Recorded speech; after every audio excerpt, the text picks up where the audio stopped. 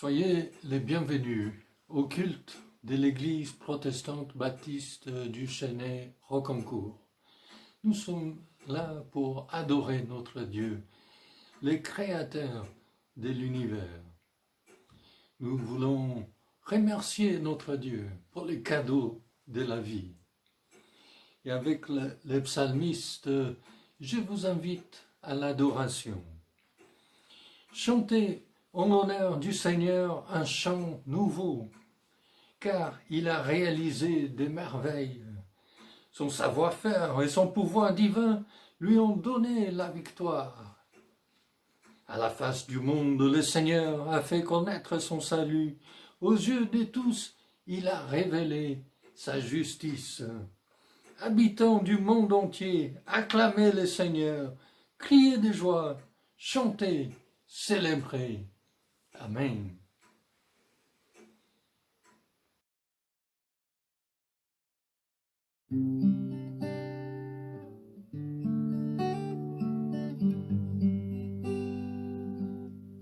Les cieux proclament la gloire de Dieu ressuscité. Rien n'est égal à la beauté du Seigneur. À jamais il sera l'agneau sur le trône. Je fléchis le genou pour l'adorer lui seul. Je veux chanter la gloire de Dieu ressuscité, l'agneau immolé nous a rachetés pour Dieu. À jamais tu seras l'agneau sur le trône, l'agneau sur le trône. Je fléchis le genou pour t'adorer toi seul. C'est extraordinaire de voir jour après jour la toute puissance de Dieu qui nous est révélée. Et hier soir, j'étais le sourire aux lèvres en admirant les étoiles scintillant dans la nuit.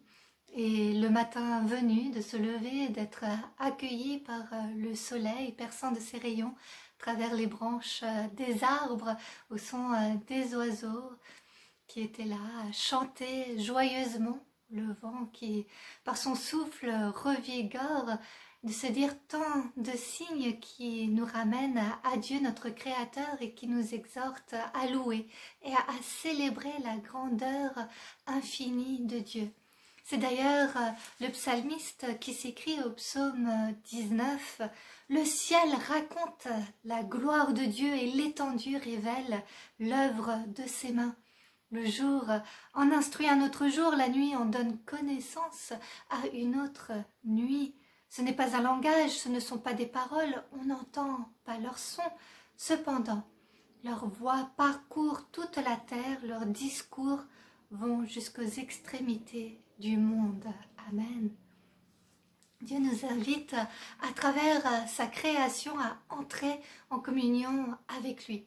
Alors il y a différentes manières de pouvoir entrer en communion avec Dieu. Une de ces manières est à travers la prière et je vous invite donc à faire vôtre la prière que je vais lire. Prions le Seigneur. Ô Dieu, toi notre Créateur et Créateur de l'univers, nous te rendons gloire pour la beauté de ta création. Nous te remercions pour tous ces signes à travers ta nature qui nous rappellent que tu veilles sur nous, que tu pourvois, que tu es vivant et que tu veux être en communion avec nous. Nous te louons, ô Dieu, pour ta grandeur, pour ta magnificence. Aide-nous à prendre soin de ta création jour après jour. Nous te remercions, Seigneur, pour ce privilège de pouvoir entrer en communion avec toi. C'est par ta grâce que nous pouvons ainsi nous présenter devant ta splendeur.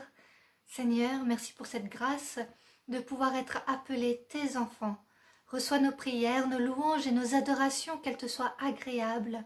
En ton nom puissant, nous te prions. Amen. Et je vous invite à chanter ensemble le prochain cantique.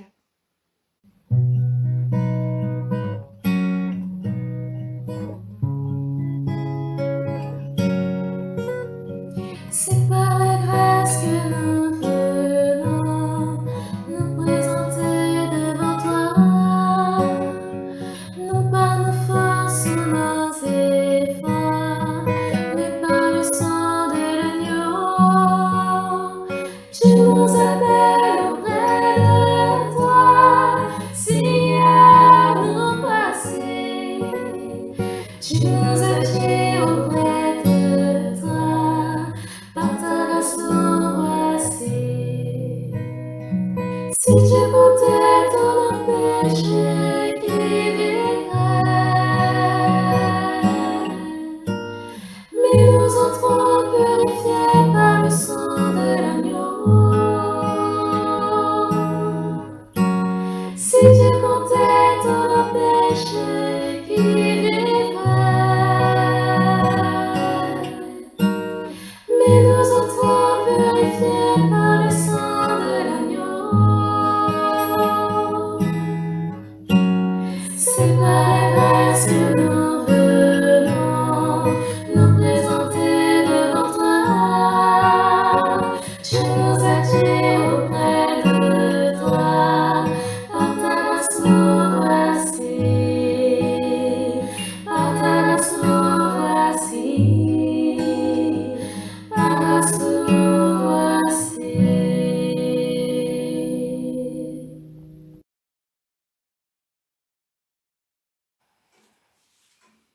Je crois en l'histoire comme histoire du salut, histoire de la libération de l'homme, de tous les hommes et de toutes les femmes.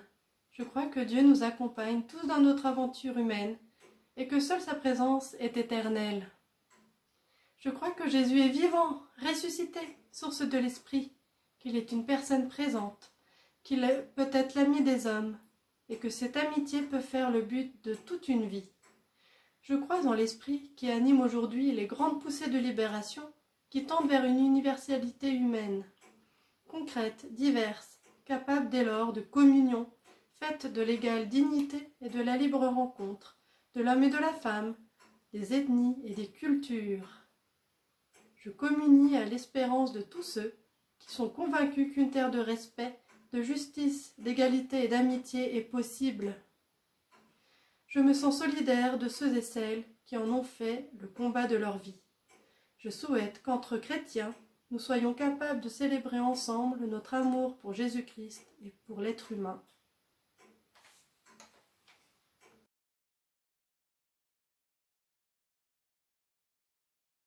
Ces 2 dernières semaines, nous avons eu un temps pour les enfants, avec une vidéo racontant un texte biblique.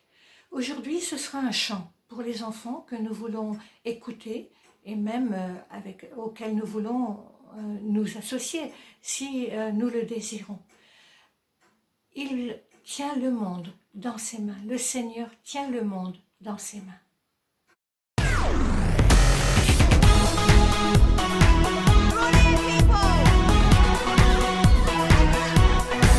Il tient le monde entier dans ses mains, il tient le monde entier dans ses mains, il tient le monde entier dans ses mains, il tient le monde dans ses mains. Il tient le soleil et la pluie dans ses mains, il tient la lune et les étoiles.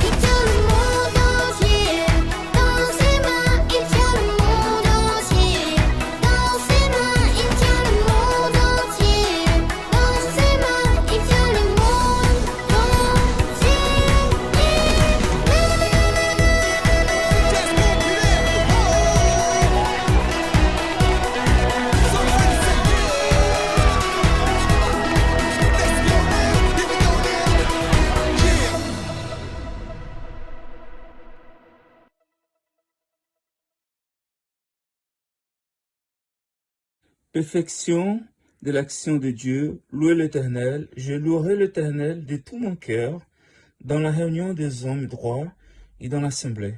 Les œuvres de l'Éternel sont grandes, recherchées par tous ceux qui les aiment. Son activité n'est que splendeur et magnificence, et sa justice subsiste à perpétuité. Il a laissé le souvenir de ses merveilles. L'Éternel fait grâce, il est rempli de compassion. Il a donné de la nourriture à ceux qui le craignent, et il se souvient toujours de son alliance. Il a montré à son peuple la puissance de ses œuvres en lui donnant l'héritage d'autres nations. L'œuvre de ses mains, c'est la vérité et la justice. Tous ses décrets sont dignes de confiance. Bien établi pour toute l'éternité, fait avec vérité et droiture. Il a envoyé la libération à son peuple, il a prescrit son alliance pour toujours, son nom est saint et redoutable. La crainte de l'Éternel est le commencement de la sagesse. Tous ceux qui respectent ses décrets ont une raison saine. Sa gloire subsiste à perpétuité.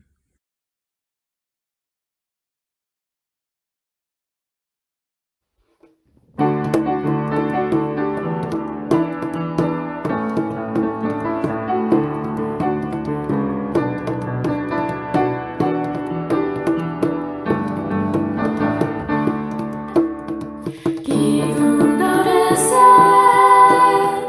et semble à toi, qui est puissant comme toi, éternel roi, qui est puissant comme toi, éternel roi.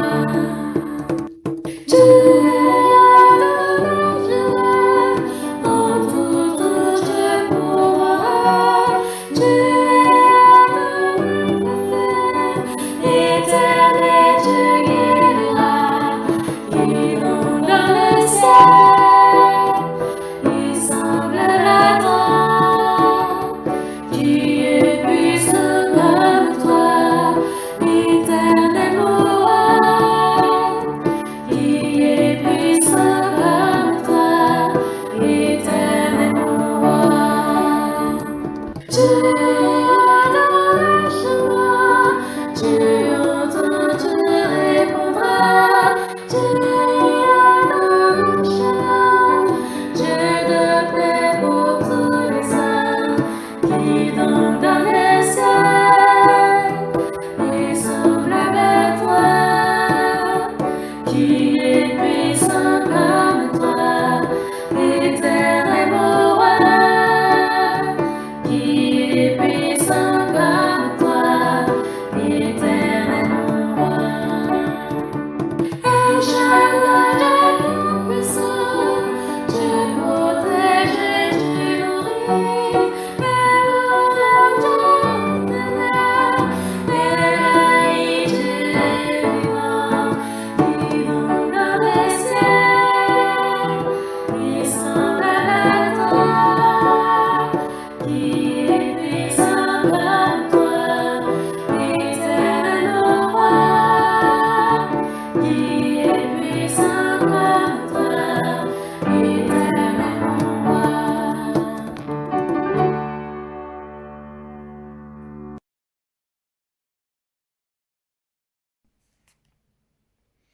Un jour, Jésus se trouvait au bord du lac de Génézareth et la foule se pressait autour de lui pour entendre la parole de Dieu. Il vit au bord du lac 2 barques. Les pêcheurs en étaient descendus pour laver les filets. Il monta dans l'une de ces barques qui appartenait à Simon, et il les pria de s'éloigner un peu du rivage.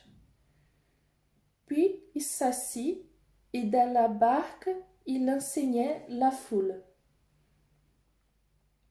Quand il finit de parler, il dit à Simon: avance là où l'eau est profonde et jetez vos filets pour pêcher.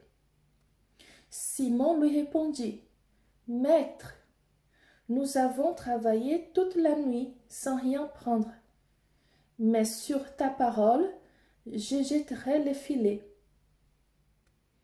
Ils les jetèrent et prirent une grande quantité de poissons, et leurs filets se déchiraient. Ils firent signe à leurs compagnons qui étaient dans l'autre barque de venir les aider. Ils virent et remplirent les 2 barques au point qu'elles se enfonçaient. Quand il vit cela, Simon, Pierre, tomba aux genoux de Jésus et dit, « Seigneur, éloigne-toi de moi, parce que je suis un homme pécheur. » En effet, lui et tous ceux qui étaient avec lui étaient remplis de frayeur à cause de la pêche qu'ils avaient faite. Il en allait de même pour Jacques et Jean, fils de Zébédée, les associés de Simon. Jésus dit à Simon, « N'aie pas peur, désormais tu seras pêcheur d'hommes. » Alors, ils ramèneraient les barques à terre, lanceraient tous et le suivraient.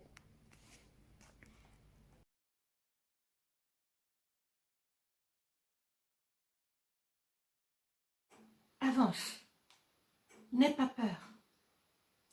Dans les évangiles, il y a des moments où Jésus n'a plus de temps pour lui-même, pour se retrouver seul avec lui-même. Alors il cherche un endroit désert pour prier, pour se retrouver seul à seul avec Dieu. Il y a aussi des moments où il n'a plus d'espace pour se retourner, plus d'espace vital. Les foules qui sont attirées vers lui comme par un aimant se pressent autour de lui et même le serrent de près, de trop près. Alors dans ces moments-là, Jésus ne repousse pas tous ces gens qui s'agglutinent autour de lui. Il ne se désintéresse pas de leurs problèmes, il ne se désintéresse pas de leurs soucis, de leurs angoisses et de leurs peines. Il ne s'éloigne pas d'eux irrémédiablement. Il prend simplement un peu de distance. Ici, en montant dans une barque.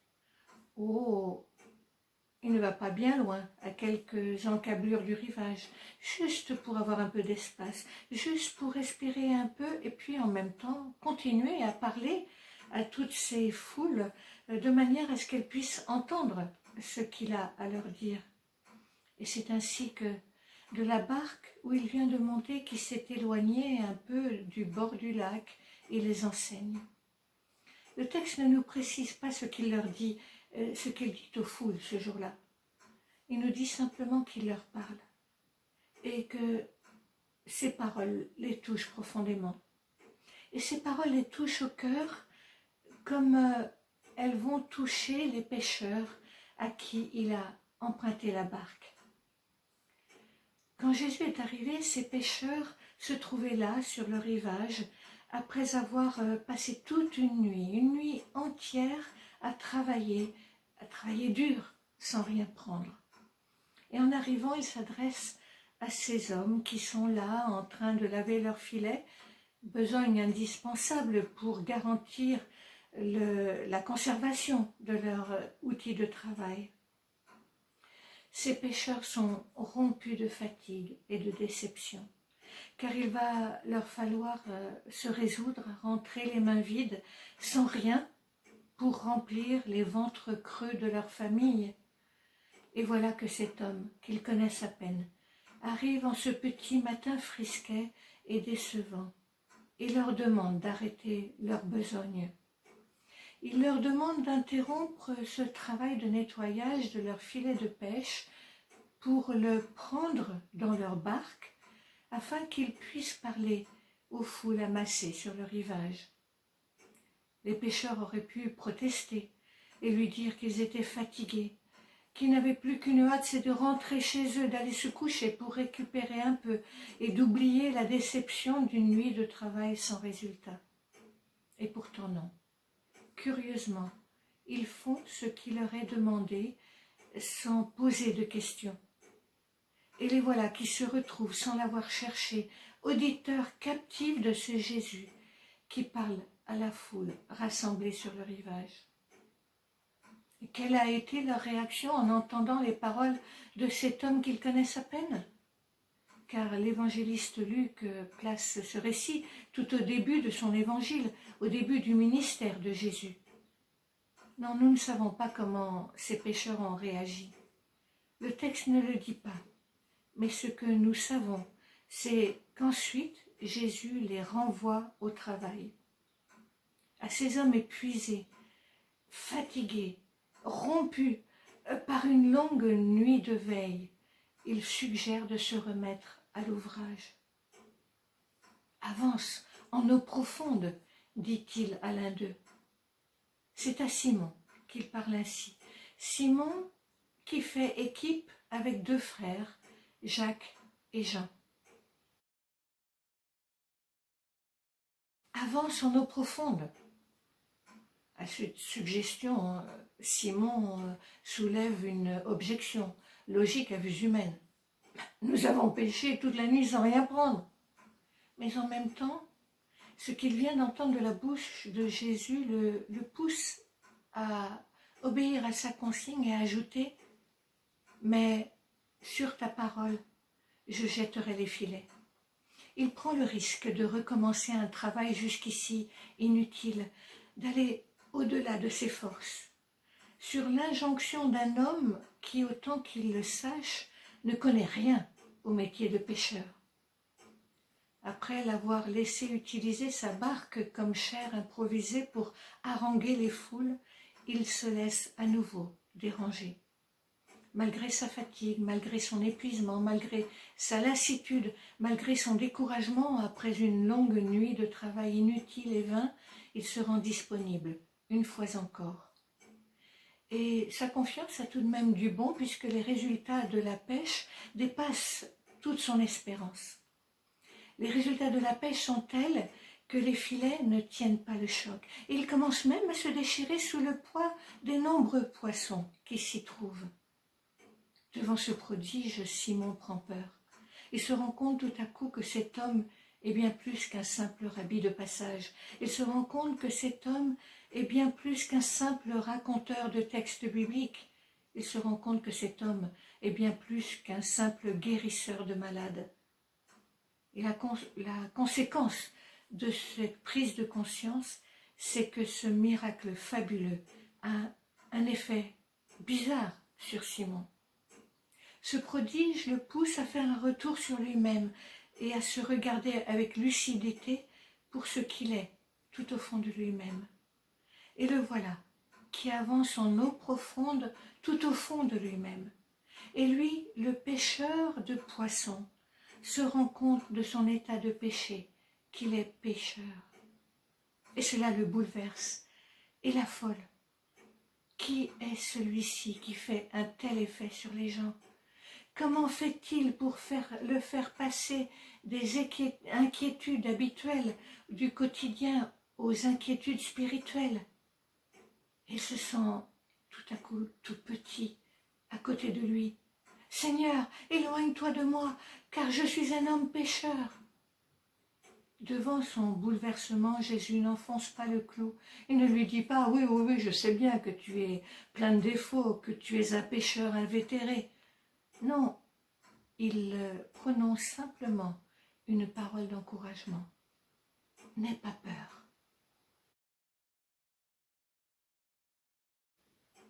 N'aie pas peur. Jésus demande simplement à Simon de lâcher prise et de continuer à lui faire confiance.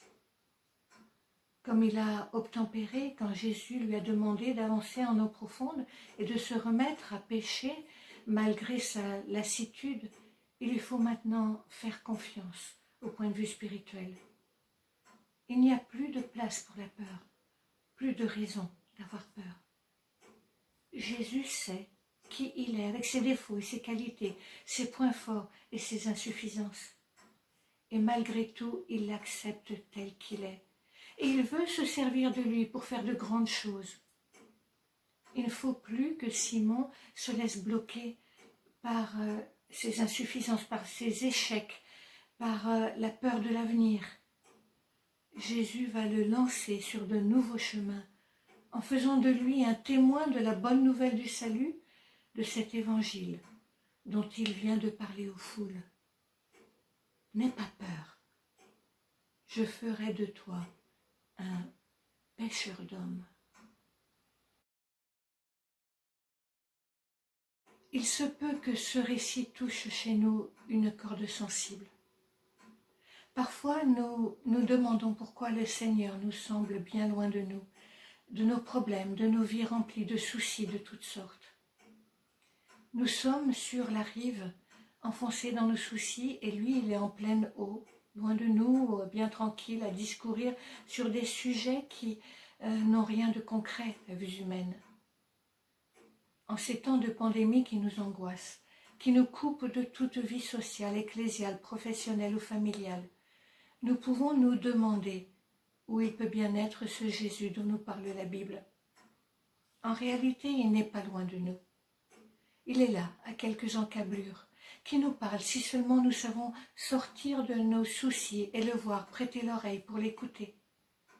Il prend un peu de distance pour que nous sachions comprendre sa parole, avec un peu de recul, en réalisant que cette parole a des conséquences concrètes pour notre vie de tous les jours et apprendre à vivre notre foi en adulte.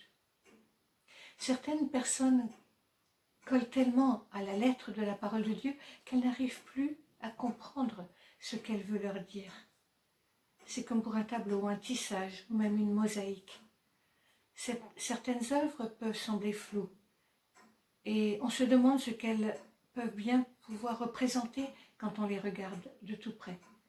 Mais si on s'éloigne un peu, on réalise alors ce qu'elles représentent. Quand Jésus parlait en parabole, il y avait un sens caché derrière ces petites anecdotes de la vie quotidienne qu'il racontait. Un sens à découvrir, un sens que ses auditeurs ne pouvaient comprendre que s'ils prenaient un peu de distance. Nous aussi, nous sommes appelés à prendre un peu de recul pour comprendre le sens profond de la Bible et pour en tirer un enseignement concret pour nos vies. Et puis parfois le Seigneur nous appelle aussi à prendre des risques, à avancer en eau profonde, même si cela peut sembler vain parce que nous avons essayé de le faire tant de fois sans résultat probant. Parfois nous sommes fatigués par le travail, et peut-être aussi par cette expérience douloureuse d'une pandémie interminable, ou par des échecs, des déceptions, des injustices répétées. Le Seigneur sait tout cela. Et pourtant, malgré notre fatigue, nos questionnements, notre sentiment de ne pas être à la hauteur, ou de ne pas être compris des autres pour ce que nous sommes vraiment, il fait tout de même appel à nous. Seulement maintenant, c'est lui qui dirige les opérations, ce n'est plus nous.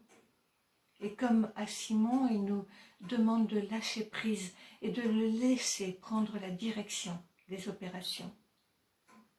Et s'il nous demande d'avancer en eau profonde, au-delà de nos angoisses et de nos inquiétudes, ce n'est pas pour nous y laisser seuls. Il nous y accompagne.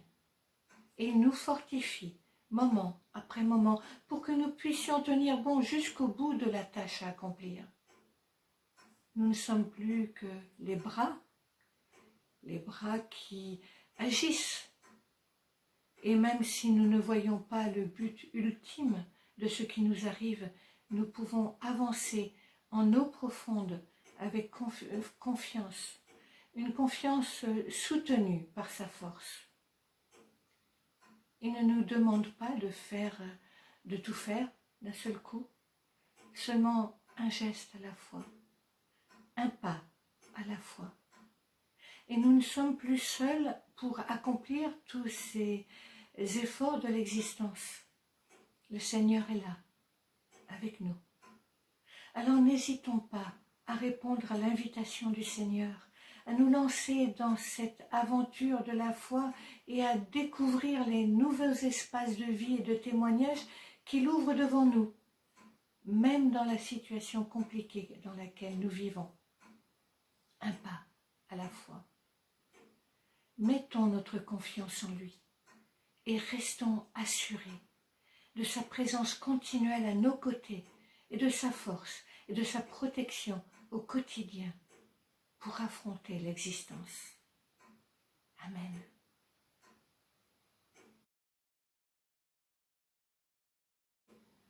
Je vous invite à la prière et cette prière nous l'exprimerons avec ces paroles du pasteur André Dumas. Prions le Seigneur. Seigneur Jésus, tu n'es pas venu réprimander ni condamner, mais encourager, c'est-à-dire sauver.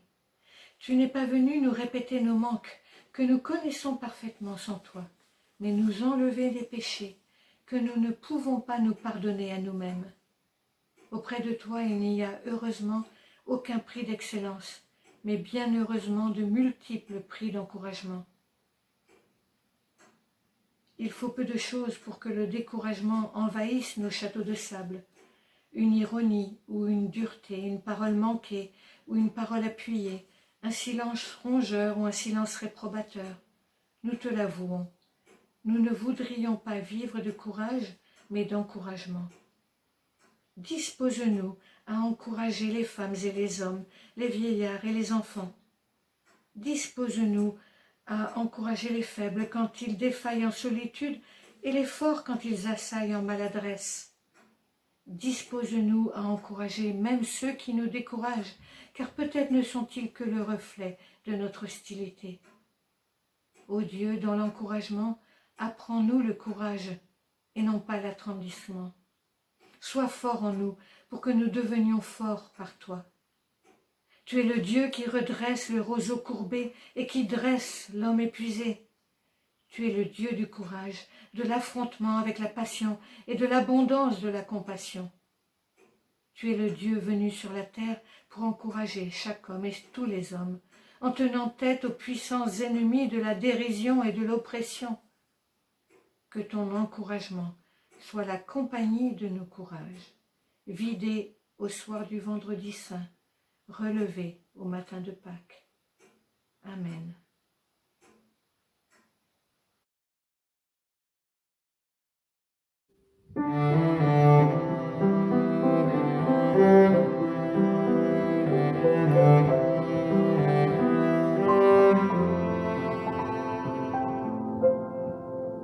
J'écouterai ce que dit Dieu, car il est droit pour qui l'écoute. Sa paix divine est sur tous ceux qui vont à lui quand vient le drôle. Fidèlement, je veux le suivre, je veux marcher dans ses sentiers. Il est la main qui me délivre de la folie de mes projets. Ta bienveillance, ô Éternel, vaut mieux que tout ce que j'ai vu. Ma délivrance est sous ton aile, sur le rocher de ton salut. Ta bienveillance, ô Éternel, vaut mieux que tout ce que j'ai vu. Ma délivrance est sous ton aile, sur le rocher de ton salut. Sa gloire est proche, son règne vient, et le pays est habité. Lorsque la crainte éteint chacun, lorsque son nom est exalté, marchons en paix, suivant son plan, en justice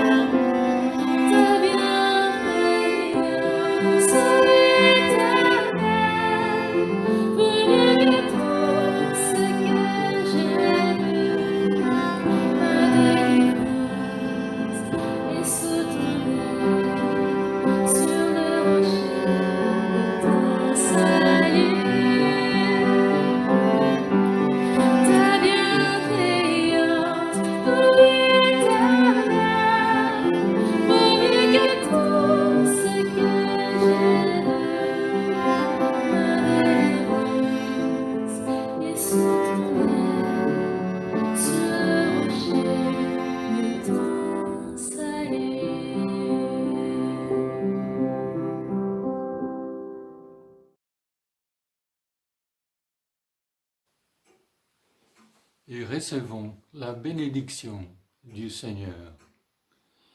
Que le Seigneur dirige votre cœur vers l'amour de Dieu et vers la patience du Christ. Que le Seigneur de la paix vous donne lui-même la paix en tout temps et de toute manière. Que la grâce de notre Seigneur Jésus-Christ soit avec vous tous. Amen.